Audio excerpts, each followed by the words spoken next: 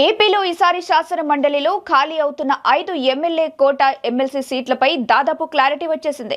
5 సీట్లకు కూటమి తరపున అభ్యర్థులుగా ఎవరిని నిలబెట్టాలనే అంశంపై సీఎం చంద్రబాబుతో చర్చలు జరిపిన డిప్యూటీ సీఎం పవన్ కళ్యాణ్ ఈ మేరకు ఫైనల్ చేసినట్టు తెలుస్తుంది.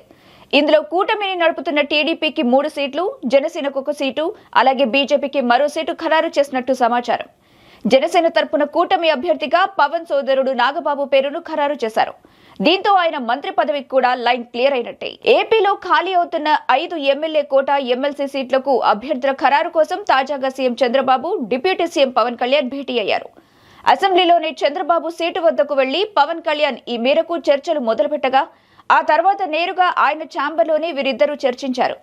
ఇందులో కూటమి తరపున నిలబెట్టే 5 అభ్యర్థుల పేర్లపై చర్చ జరిగింది.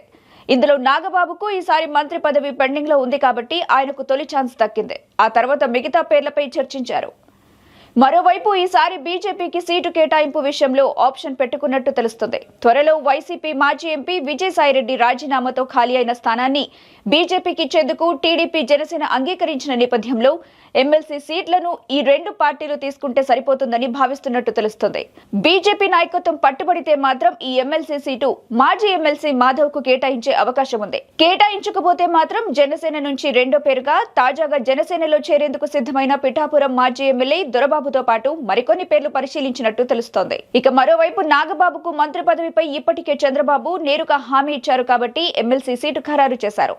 అయితే విమర్శలు రాకుండా పవన్ ముందే కులం బంధుప్రీతి కాదని, పనిమంతుడా కాదా అనేది మాత్రం చూడాలని చెప్పేశారు. కాబట్టి ఆ విమర్శలు కూడా రావనే నిర్ణయానికి వచ్చారు. అలాగే నాగబాబుకు శాఖ కేటాయింపు విషయం పవన్ ను అడగ్గా మీరే చూసివ్వండని చంద్రబాబుకు పవన్ చెప్పినట్టు తెలుస్తుంది.